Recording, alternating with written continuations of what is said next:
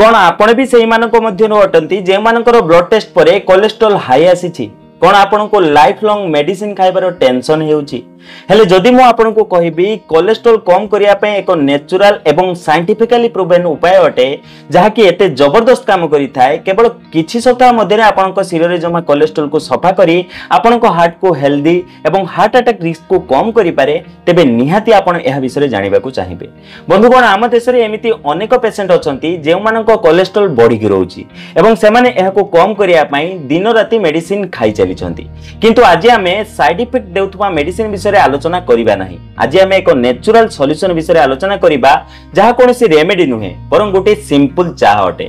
बंधुगण अधिकांश डॉक्टर एही चाह विषय जानती नाही आउ जेउ माने जानिछंती से माने केबे भी आपन को कहिबे नाही कारण सेमान को व्यापार बंद होई जिवो। तेबे चालंतु जानिबा कोन अटे एही चाह एहा केमिति बना जाय केउ सब जिनिस रो एहा बना जाय साइंस एहा विषय कौन कही थाए आज वीडियो रे एही समस्त कथा आमे जानिबा।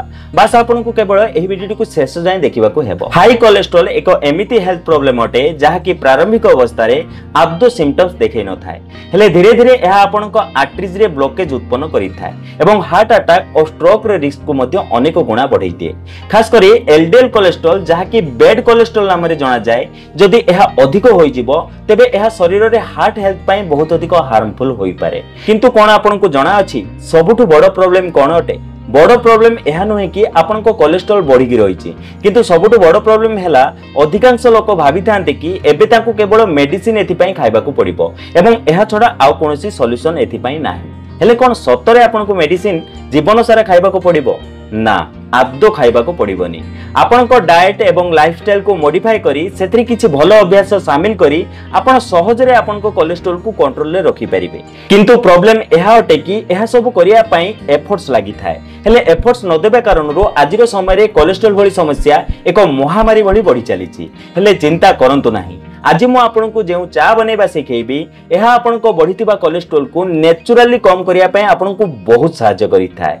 एही चा को बनेया पय आपन को केवल 4टी इंग्रेडिएंट्स रो आवश्यकता पड़ी थाए मेथी आमला अदा एवं दालचीनी। एही समस्त इंग्रेडिएंट्स साइंटिफिकली प्रूवन अटे कि यह आपन को कोलेस्ट्रोल को नेचुरली कम करि थाए। मेथी रे सोल्युबल फाइबर मिली थाए जहा कि कोलेस्ट्रोल सह जोड़ी यह शरीर रे ऑब्जर्व हेबा पूर्वरु शरीर रो बाहर को काढी दिए। इनफैक्ट यह हम चार सबुठु मेन इंग्रेडिएंट अटे।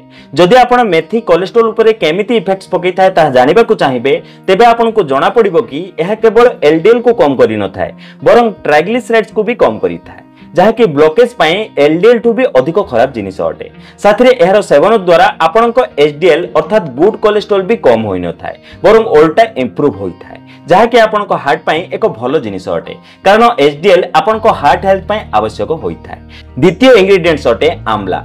जदि आमला विषय आलोचना करिबा तेबे यह एक पावरफुल एंटीऑक्सीडेंट अटे जहा कि लिवर को डिटॉक्स करि थाए एवं शरीर रो नेचुरल कोलेस्ट्रोल क्लीनिंग सिस्टम को बूस्ट करि थाए। इनफैक्ट आमला खाइबा द्वारा मध्य आपन को एचडीएल बा गुड कोलेस्ट्रोल इंप्रूव होई थाए।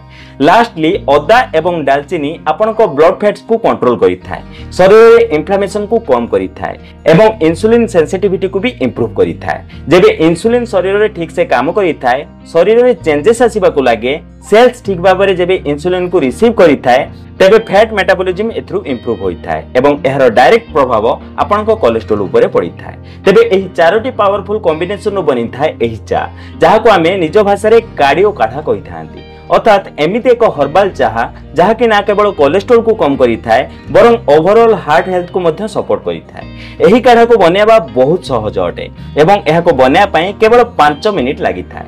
सर्वप्रथमे आपण 1 चामच मेथी को 1 ग्लास पानी रे पकई राति सारा भेदिया पई छाडी दियंतु। एही पानी सकाळु एही काढ़ार बेस बनेबो।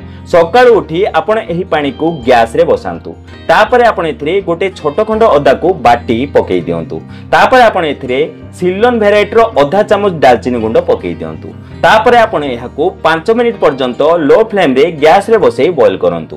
गैस बंद करिबा परे आपण एथिरे आधा चामच आमला पाउडर पकई दियंतु एवं एहाको भल भाबे मिसेई 2 मिनिट पर्यंत एहाको ढांकी छाड़ी दियंतु। तापरे आपण एहाको गोटे कप को छाणी नियंतु। आपण चाहिले एथिरे अल्प लेंबु रस बा आधा चमच महू टेस्ट पाई मध्य मिसेई परिबे। एही काढ़ा को आपण प्रतिदिन सकाळू खाली पेटरे सेवन करिबा को हेबो। प्रतिदिन केवल 1 कप। एहार रेगुलर यूज कले केवल 3 रु 4 सप्ताह मध्ये आपण निजर ब्लड रिपोर्ट्स रे निहाती फरक देखिबा को पाइबे।